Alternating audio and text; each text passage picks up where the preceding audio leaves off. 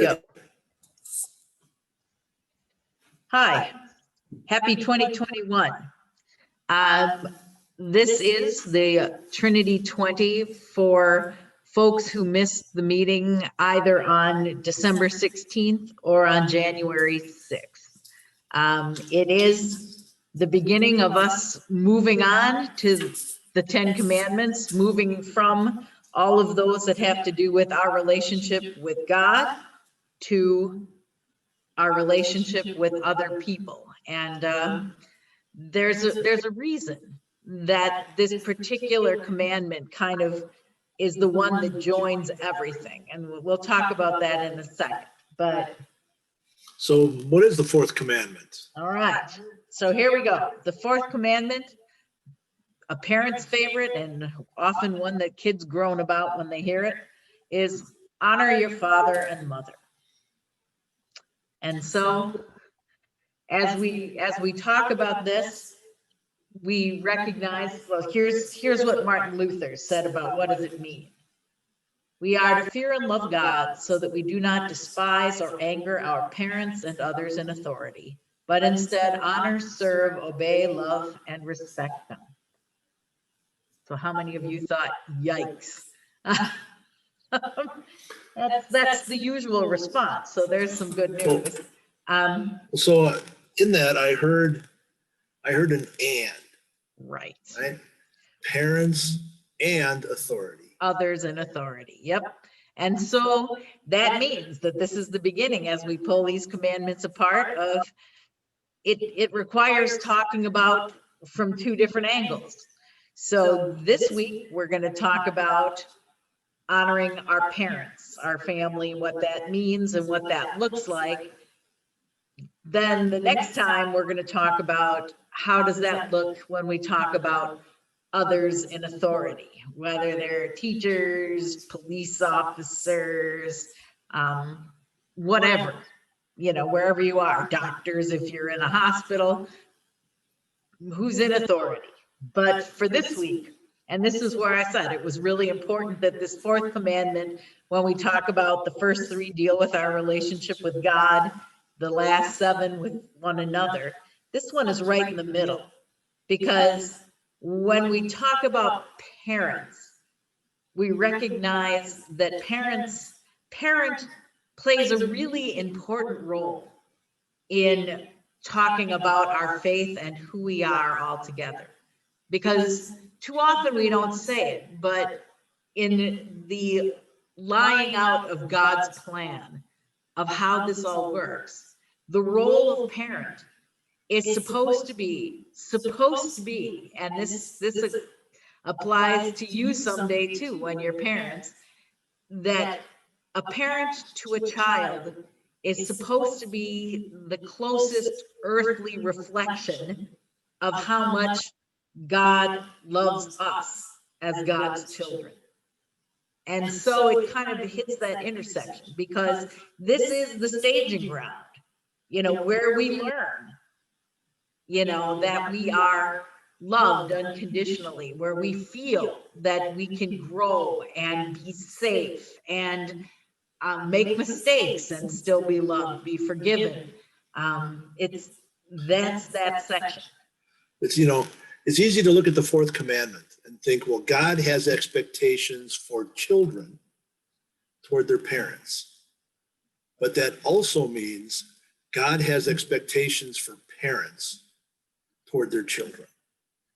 So even though in the world it doesn't look that way, I mean, if you buy a dog or adopt a dog or a cat from the Humane Society, you have to sign this big list of how you're going to take care of them and what you will and will not let them do. Want to drive a car? Look, you got to take a test, you got to practice, you got to pass the test and get a license.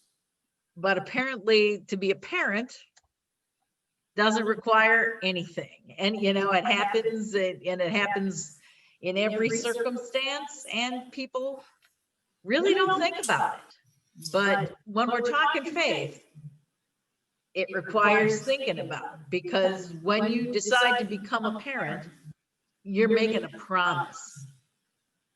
So Well, There we go. so here's my question.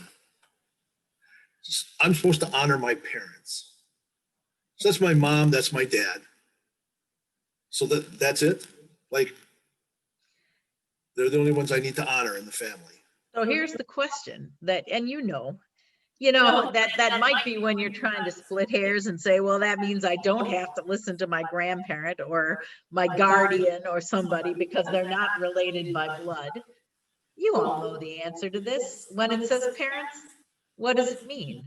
If you're a parent, you're fulfilling that parental role to a child. So if you live in any one of the millions of different family constructs that there are out there, and many of you have them, your friends live in them.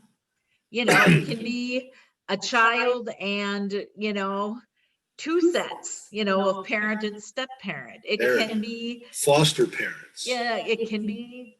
I have a friend he and his wife are caring for their granddaughter, right? So, parents, when I think in the fourth commandment, when you talk about parents, what you're really talking about is family that's looking out for you, that's caring for you, right? That's making sure that you're safe. The people who have accepted the role of performing that parental function. It really has very little to do with blood. I mean, I know I'm adopted.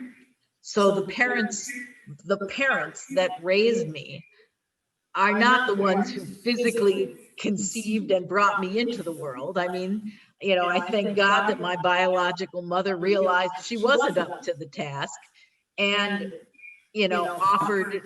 offered me the chance to grow up with a family that was up to being ready to be parents. And, so okay, you've got it. We know that. So when you're talking parents and who they are, that's the first thing.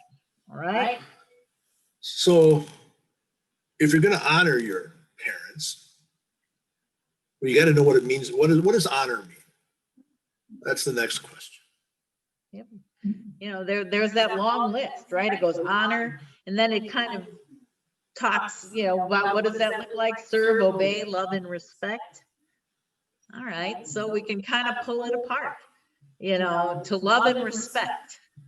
I think probably, obey, you guys, probably that's the first thing you went to, right? What does it mean to respect your parents? Well, it means you do what you're told. Okay. So how easy is that? How much do you do it? So you do what you're told, but I don't know, there's got to be times when you think your parents are wrong. So do you still do what you're told? So when we got together, we talked about this because that's the reality. Part of the process of this whole family and parent-child relationship is the fact that if your parents are doing their job, they're training you to be a responsible, functioning, thinking adult. So they're keeping you safe. We said, what is a parent's job? Well, food, shelter, clothing, education. So we talked about those basics. Then when we're talking about it being like God, well, teaching you what grace looks like, what it looks like to be loved even when you're not particularly lovable. But this whole relationship, it's like when you were 2 and your parents said, no, you can't jump in the pool because you can't swim.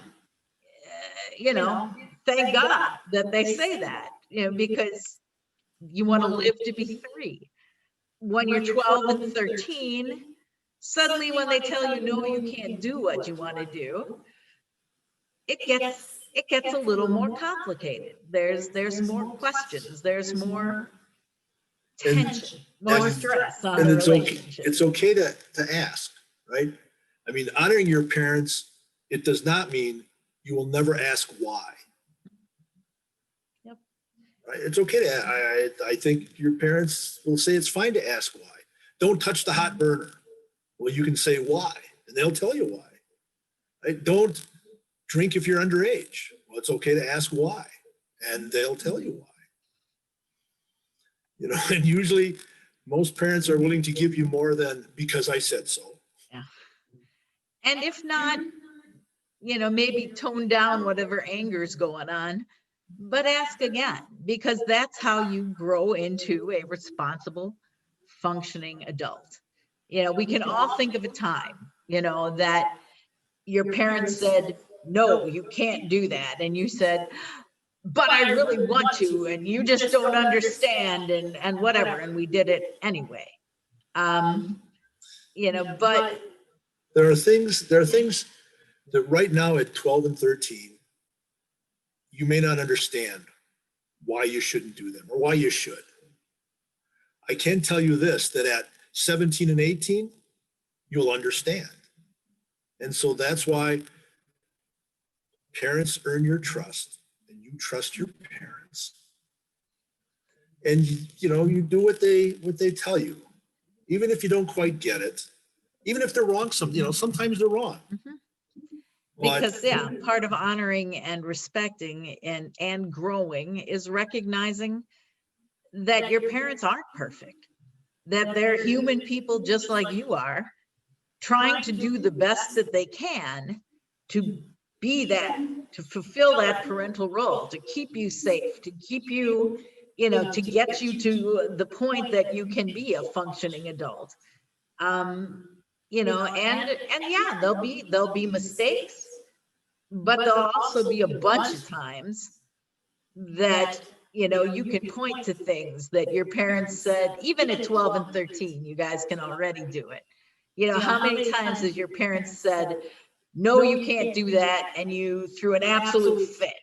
Why can't I? And I should, and it's unfair.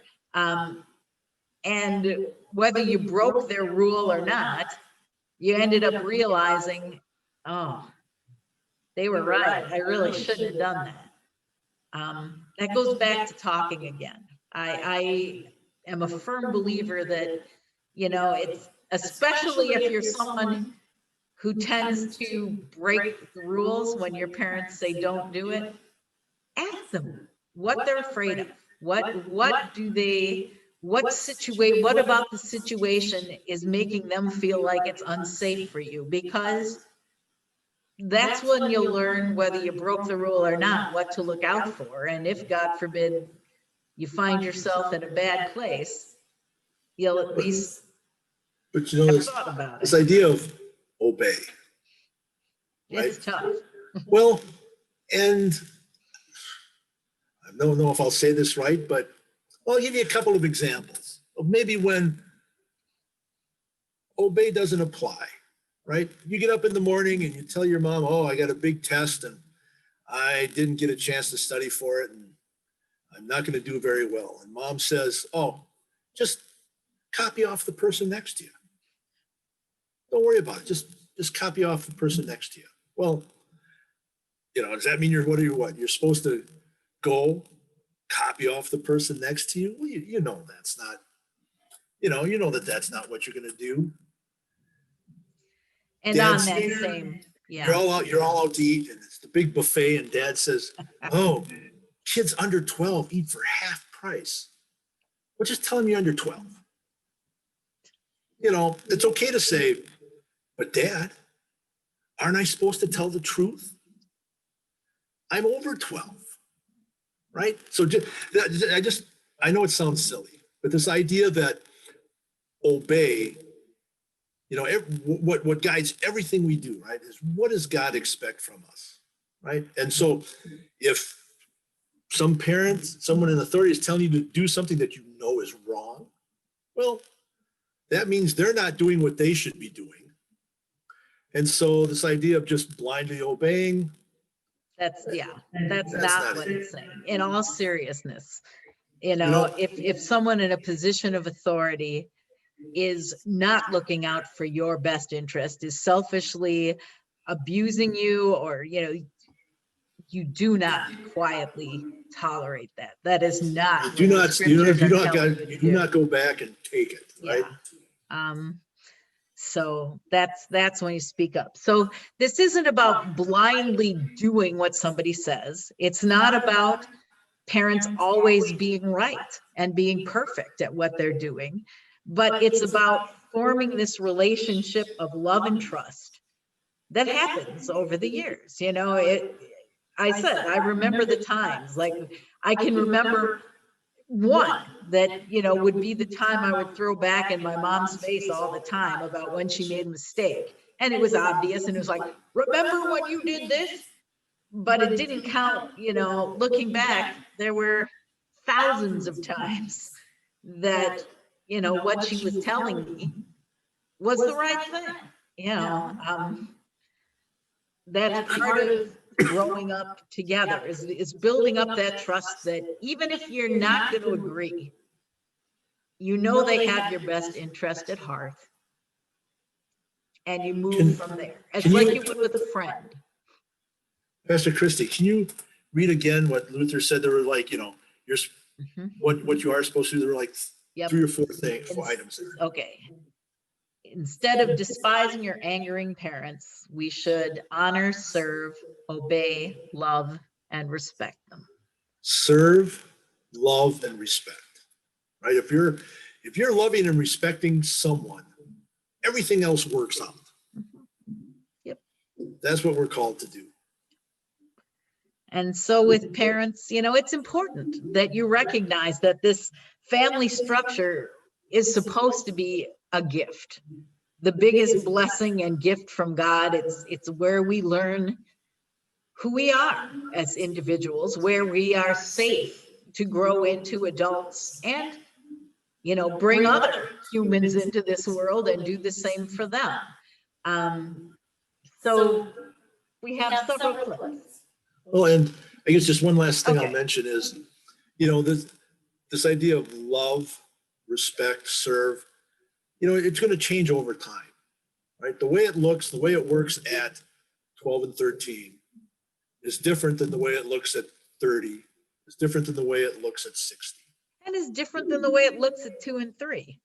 When you were little, there was a lot more about just survival, and it was about cut and dry. It wasn't about, your own personhood and, your own opinions and growing into the beliefs and the hopes that you have for yourself. But I think that's why we focus on love and respect, and regardless, right? 2, 12, 32, 62, 102, you focus on love and respect, and that'll let you know, right? That'll make it clear.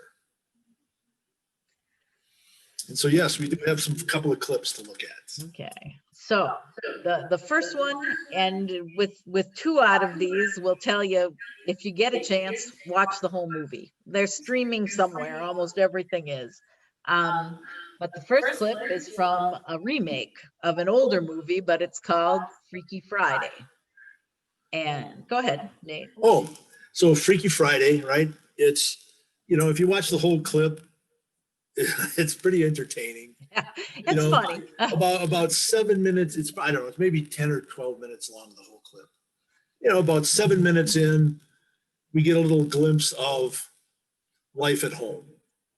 The daughter, who's in high school, her little brother, his friends, mom, the man soon to be the stepfather, kind of all come together. And so give it a watch. Mm-hmm. Yep.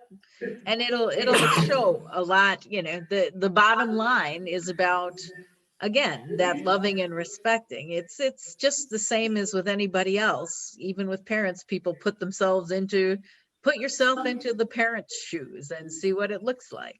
And that's exactly what happens in this movie. And they do a pretty good job, pretty honest job of pulling it apart. It's not all easy. And there's mistakes made on both sides and learning that needs to be done. So, like I said, if you get a chance, it is amusing. Watch it. That's clip number 1. So the second clip is from a television show called Castle. Maybe you're familiar with it, maybe not. I know when we had the 8th graders here on Wednesday, some of them were familiar with it. I think it's a very good clip for this idea of loving, respecting, honoring from both directions. You know, at the start of the clip, the daughter is getting ready to go out on a date. I think it's prom. And her dad is talking to her about it, right? And, you know, he tells her, my job is to worry. So then she comes home after the dance. They talk a little bit. And then the last half of the clip, it changes because now he's getting ready to go out on a date. And she's talking to him. I think it does a very fine job of showing what this idea of honoring means from both sides, parent, child. Parent, and then you got parent, you got child, and they're both going through the same situations. And it's a good clue as to how you start to make that transition between a child and an adult child. You know, when there's that magic time when all of a sudden things start to turn, and it happens very gradually, but suddenly, you know, if all works the way it should, you should be able to be working with your parents adult to adult and being proud and respecting who they are, and vice versa. So that's a great clip for that. The last clip, again, if you can watch the whole movie, watch it. It's from a movie called My Big Fat Greek Wedding. And again, it talks about the reality that at a certain age, we look at our parents and think, yeah, I can't imagine any people more ignorant, more embarrassing, more, oh my gosh, they just don't understand anything.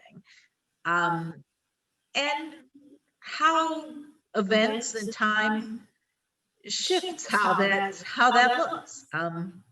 You know, one of the questions we talked about here, and it's one that the clip really addresses, that, you know, what are those things that your parents do now that you say, this is dumb and I'm never going to do this. But when you really look at it, you go, well, you know, when I'm in the role of being the responsible, loving, you know, parent, I'm probably going to do the same thing. You know, the list goes on. You know, why can't I stay up all night for several nights in a row? Well, because you'll get sick. You know, and sure enough, you know, there are limits. The same thing living on sugar. Yeah, you can't do it. You know, you can do it for a while and you end up feeling awful and say, oh, I'm not going to do that again. You know, they were right. You may not like it, but it's probably the right thing. So there, I think that's the fourth commandment in about 22 minutes. There you go. We will be discussing part 2 of that fourth commandment in the next couple weeks. Hopefully we'll see you in person. Otherwise, we'll be back on screen. But until then, Happy New Year. I hope the new year goes well for you. Looking forward to seeing you in person sooner rather than later. Bye-bye. See you down the road.